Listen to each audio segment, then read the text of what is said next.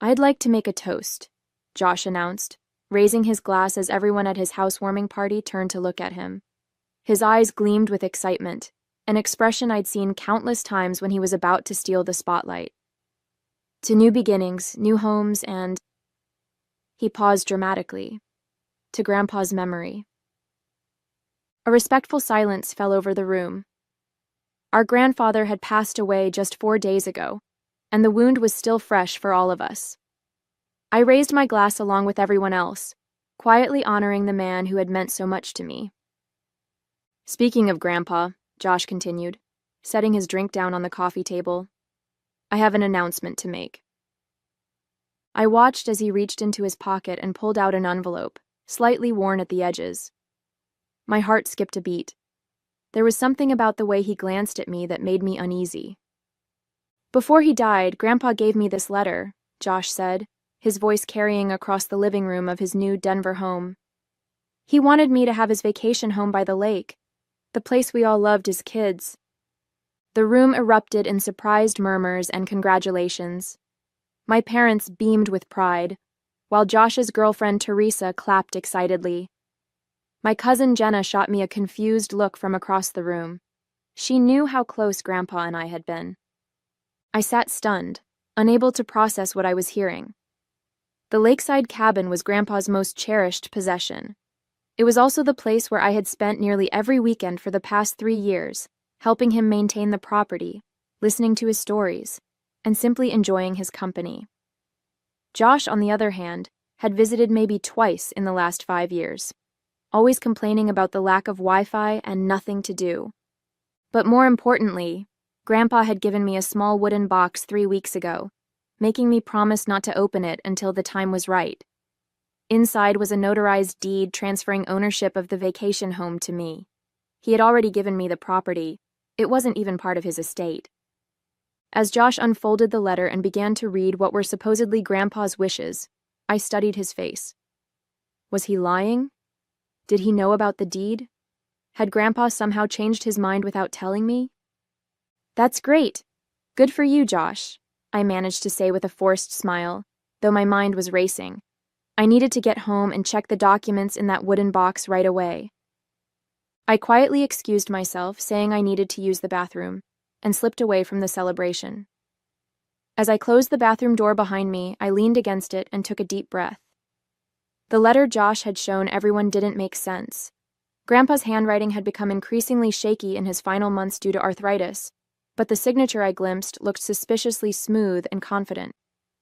My phone buzzed with a text from Jenna. "You okay?" That was weird.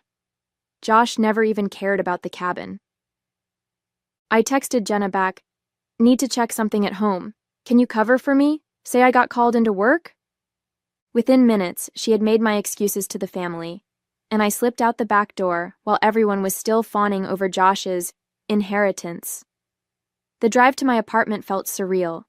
Streetlights blurred as memories of Grandpa flooded my mind, teaching me to fish off the dock, pointing out constellations in the clear mountain sky, laughing at my terrible attempts to skip stones across the lake. The vacation home wasn't just property. It was where our most precious memories lived. It was our special place, where Grandpa had taught me about resilience, patience, and finding joy in simple things. Josh had never shown any interest in those lessons or the cabin itself. His announcement felt like a violation of something sacred. As soon as I got home, I went straight to my closet and retrieved the wooden box Grandpa had given me. It was his old cigar box, worn smooth with age, the cedar still fragrant when opened. "Don't open this until you need to know the truth," he'd told me, his eyes crinkling with that familiar wisdom that suggested he knew more than he was saying. My hands trembled as I lifted the lid. Inside lay several neatly folded documents, a sealed envelope with my name written on it, and a small brass key I recognized immediately. It opened the antique roll-top desk in Grandpa's study at the cabin. I unfolded the top document and gasped. It was exactly as I remembered, a notarized deed transferring ownership of the vacation home to me, dated 6 months ago. Alongside it was a letter in Grandpa's unmistakably shaky handwriting. "My dearest Jules," it began, By the time you read this, I'll likely be gone. I've decided to give you the cabin while I'm still alive to avoid any complications. You're the only one who truly loved this place as much as I did. Your brother never showed interest except when he needed a place to host parties when I wasn't around." Tears blurred my vision as I continued reading. "I know your brother might contest this, which is why I've had everything properly notarized and filed. There's a copy with my lawyer, Harold Thompson. The cabin is legally yours already. This isn't part of my will or estate. I trust you to honor the spirit of our special place." I sat back, stunned. Josh had lied. He'd fabricated a letter, knowing full well Grandpa had already given the property to me. The audacity was breathtaking, even for him. My phone buzzed with messages from my parents, asking where I'd gone. Josh had texted too. "Nice disappearing act. Don't worry, you can still visit the cabin if you ask nicely." That's when I knew what I had to do. I wouldn't confront him via text or phone. No, this called for something more direct. I gathered the documents, tucked them back into the box, and checked the time. The party would still be going for a couple more hours. I wiped my tears, took a deep breath, and headed back to my car. It was time for the truth to come out. The drive back to Josh's house gave me time to think. I wasn't going to cause a scene. That wasn't my style, and certainly not what Grandpa would have wanted. He'd always told me, "When you have truth on your side, Jules, you don't need to shout it from the rooftops. The quiet truth hits harder than any loud lie." I parked a block away from Josh's house, the wooden box secure on the passenger seat beside me. For a moment, I just sat there, gathering my courage. I thought about all the weekends I'd spent with Grandpa at the cabin while Josh was too busy to visit. I remembered how Grandpa's face would light up when I arrived, how we'd spend hours talking about everything and nothing on the porch swing. "What would you do, Grandpa?" I whispered, running my fingers over the box's smooth surface. The answer came almost immediately in my mind. The right thing, with grace. I decided not to go back into the party right away. Instead, I texted Jenna. "How many people are still there?" She replied quickly, "Just family now. Most guests left after dinner." "You coming back?" This was perfect. I didn't want a crowd for what I needed to do. I took the box and walked the short distance to Josh's front door. When I knocked, it was Josh himself who answered, his expression shifting from surprise to wariness. "Work emergency over already?" he asked, his tone suggesting he didn't believe there had been one in the first place. "We need to talk, Josh," I said calmly, stepping past him into the house.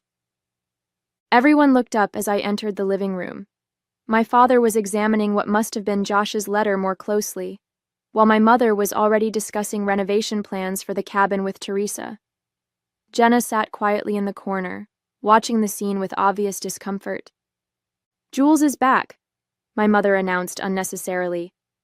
"We were just discussing Josh's wonderful news about the cabin." "Actually," I said, setting the wooden box down on the coffee table, "that's what I wanted to talk about." Josh's eyes locked onto the box, recognition flickering across his face. "What's that?" he asked, though I could tell from his expression that he had a good idea. "Something Grandpa gave me 3 weeks ago," I explained, keeping my voice level. "He asked me not to open it until the time was right." I looked directly at Josh. "I think that time is now." Before Josh could protest, my father leaned forward with interest. "What is it, Jules?" I opened the box and carefully removed the notarized deed and Grandpa's letter. 6 months ago, Grandpa legally transferred ownership of the vacation home to me, I said, laying the documents on the table for everyone to see. "It's already mine. It's not part of his estate or will." The room fell silent. My mother's mouth dropped open, while my father picked up the deed with a furrowed brow. Josh stood frozen, his face draining of color. "This is notarized," my father confirmed, examining the document. "And this is definitely your grandfather's signature." "That's impossible," Josh finally sputtered. "Grandpa gave me the letter. He wanted me to have the cabin." "May I see that letter again?" I asked, extending my hand toward my father. He handed it over, and I placed it side by side with Grandpa's handwritten letter from my box. The difference was stark and obvious. The handwriting on Josh's letter was an attempt at imitation, but it lacked the telltale shakiness caused by Grandpa's arthritis. The signature was too perfect, too controlled. "Josh," my mother said slowly, her voice barely above a whisper, "did you forge this letter?" His silence was answer enough. Josh's silence stretched uncomfortably before he finally broke it, his voice a mixture of defiance and desperation. "You don't understand. It's not fair that she gets everything." "Everything?" I echoed, genuinely confused. "What are you talking about?" "You were always Grandpa's favorite," Josh said, his words rushing out like water through a broken dam. "Always visiting him, always helping him, always the perfect grandchild. The rest of us barely got a look in." My father cleared his throat, clearly uncomfortable with the direction the conversation had taken. "Josh, regardless of how you feel, forging your grandfather's signature is serious." "Let me see those," my mother interjected, reaching for both letters. She compared them side by side, her expression shifting from disbelief to disappointment. "Oh, Josh," she sighed, "how could you do this?" Teresa slowly stood up, her face pale. "I think I should go," she murmured, avoiding Josh's pleading look as she gathered her purse and headed for the door. "Wait, Teresa, this isn't what it looks like," Josh called after her, but she was already gone, the front door closing firmly behind her. The room fell silent again. Jenna caught my eye and gave me a small, supportive nod. She had always seen through Josh's antics, even when our parents couldn't. "I don't understand," my father said finally, turning to Josh. "Why would you announce something like this without even checking if it was true? The will reading isn't until next week." Josh's face flushed with anger and embarrassment. "I found out about the deed," he admitted. "I was at Grandpa's lawyer's office last week, asking about the estate, and Thompson mentioned that the cabin wasn't part of it because it had already been taken care of. He wouldn't tell me more because of client confidentiality, but I knew what it meant. I thought if I announced it first, maybe..." "Maybe what?" my mother pressed. "Maybe Jules would just let you have it?" "Maybe everyone would believe me instead of her for once," Josh snapped, his voice rising. "Maybe I could have something that mattered to Grandpa, too." His words hung in the air, revealing a jealousy deeper than I had realized. I felt a twinge of sympathy, despite everything. Had he really felt that excluded from Grandpa's life? "Josh," I said quietly, "Grandpa invited you to the cabin countless times. You always said you were too busy." "Because I felt like an intruder," he shot back. "By the time I realized what I was missing, it was too late. You two had your special bond, your inside jokes, your traditions. There was no room for me." My father shook his head, disappointment evident in his expression. "That doesn't justify lying to the entire family, son." Josh slumped into a chair, the fight seemingly draining out of him. "So what happens now?" he asked, not looking at any of us. "You've made your point, Jules. You win." "This isn't about winning," I said, thinking of Grandpa and what he would want in this moment. Despite Josh's deception, he was still my brother, and Grandpa had loved him too, in his own way. I reached back into the wooden box and pulled out something I hadn't mentioned yet, a sealed envelope with Josh's name on it, written in Grandpa's distinctive handwriting. "He left something for you too," I said, holding it out to my brother. Josh looked up, suspicion and hope warring in his expression. "What is it?" "I don't know," I admitted honestly. "Grandpa told me not to open anything that wasn't addressed to me." After a moment's hesitation, Josh took the envelope and carefully opened it. As he read the contents, his expression shifted from defensive to shocked, and finally to something that looked like genuine remorse. "He knew," Josh said finally, his voice barely above a whisper. "He knew I might try to claim the cabin." My mother moved to sit beside him. What does it say, honey? Josh hesitated, then handed her the letter. Read it, he said. Everyone should hear it. My mother adjusted her reading glasses and began. Dear Josh, if you're reading this, then Jules has opened my cedar box, which means one of two things. Either I'm gone, or something has happened that made her feel it was necessary to reveal its contents. I've known you since the day you were born, and I know your heart. You've always wanted recognition and validation, things I perhaps failed to give you in the way you needed. But I also know when you feel overlooked, you sometimes make impulsive decisions that hurt others and ultimately yourself. The cabin has been transferred to Jules. This was a decision I made with great thought and love. Not because I didn't care for you, but because Jules connected with the place in a way you never did.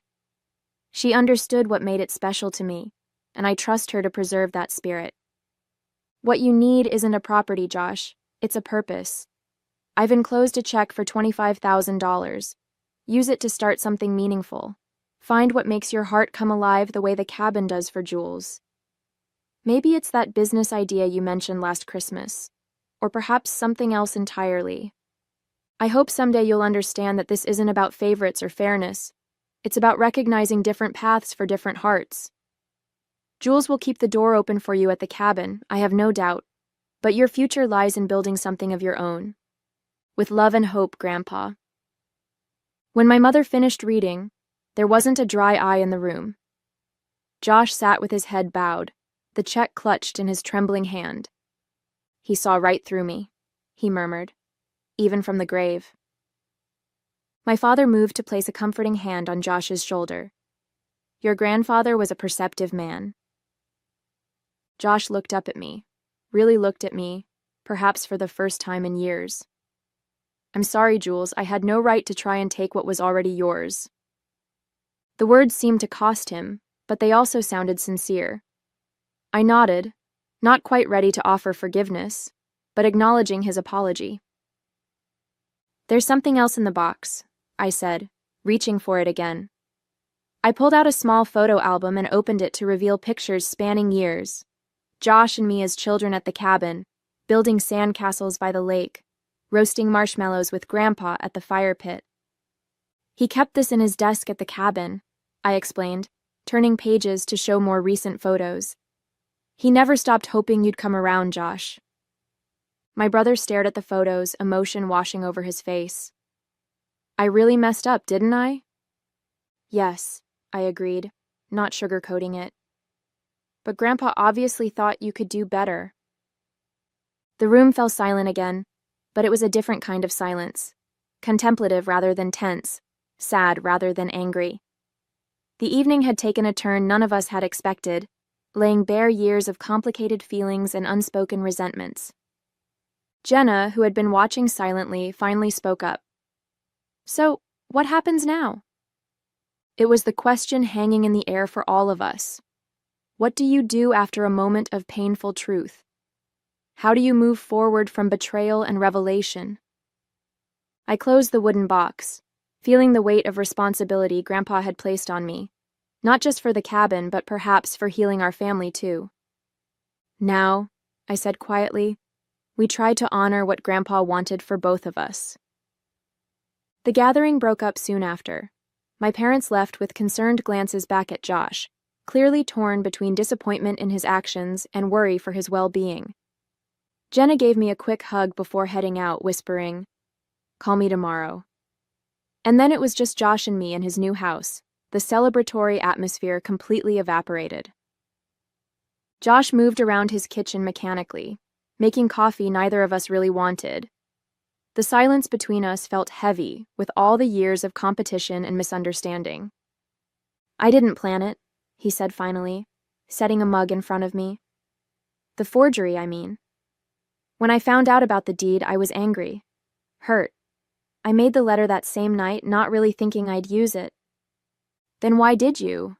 I asked, wrapping my hands around the warm mug. Josh stared into his coffee as if it might hold answers. "When everyone was here tonight celebrating my new house, I wanted more, something bigger to announce. It just came out." He looked up, his expression vulnerable in a way I rarely saw. I've always been jealous of what you had with Grandpa. You could have had it too, I pointed out, not unkindly. He wanted that. I know that now, Josh admitted. But I was too proud, too stubborn to see it then.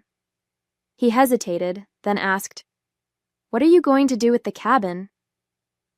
It was the question I'd been asking myself since Grandpa had given me the deed 6 months ago.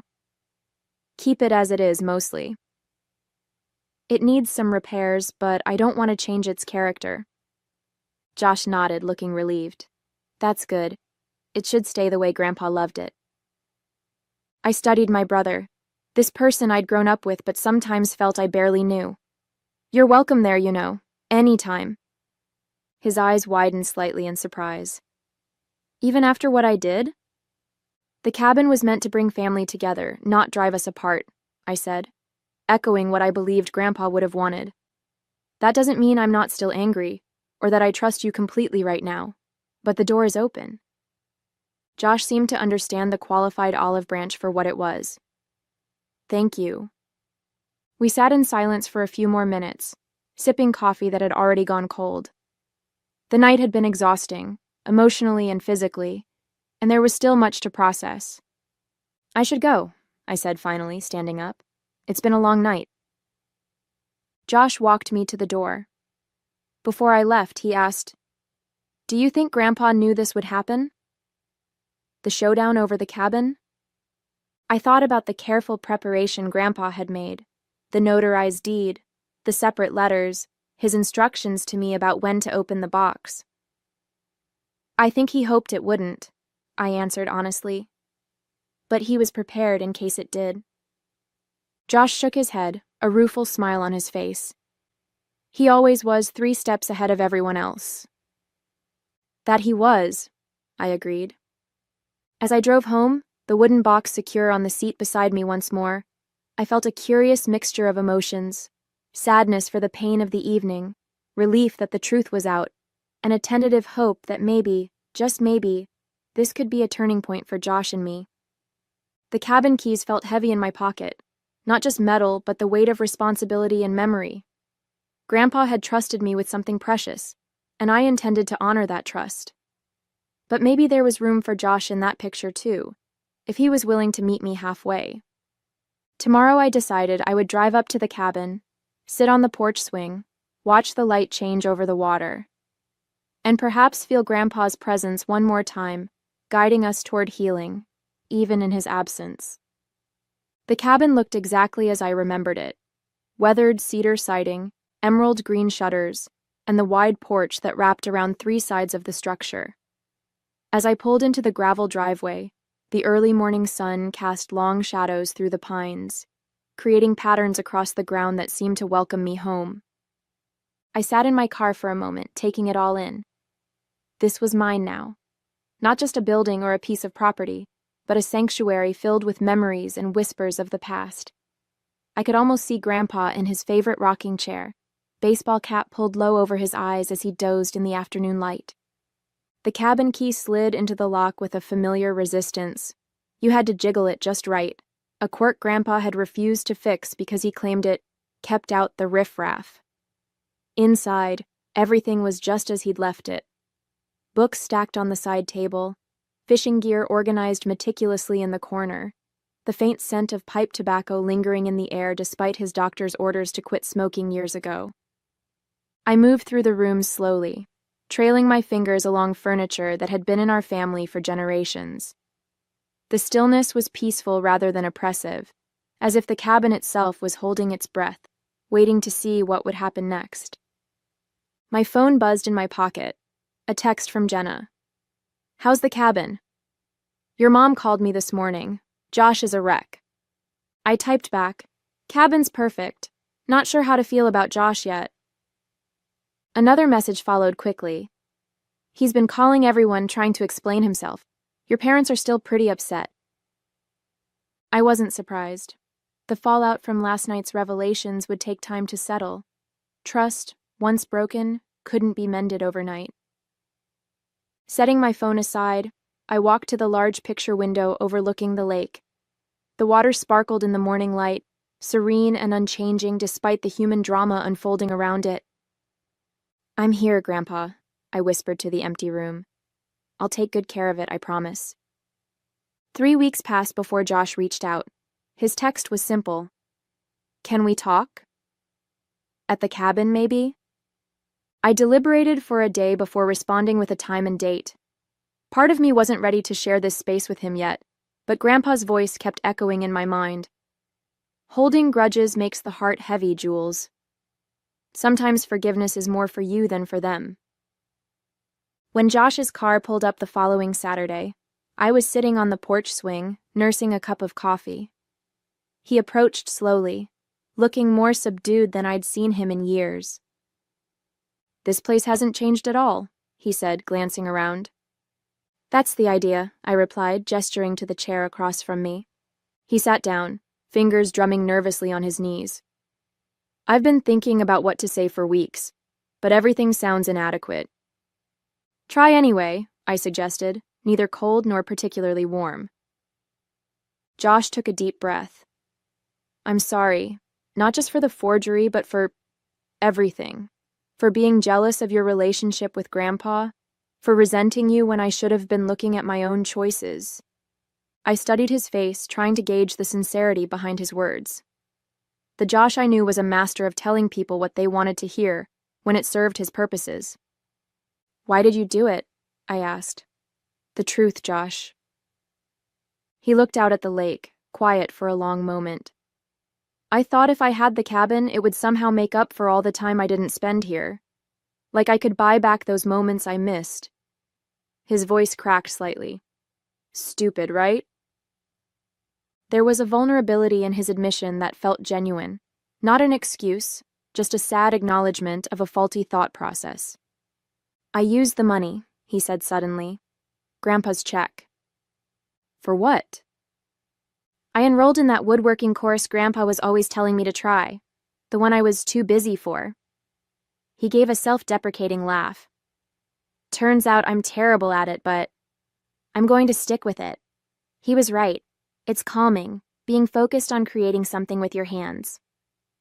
It was a small thing, but significant coming from Josh, who had always been too impatient for such pursuits. "He would have liked that," I said quietly. We sat in silence for a while, listening to the gentle lapping of water against the shore and the distant call of birds.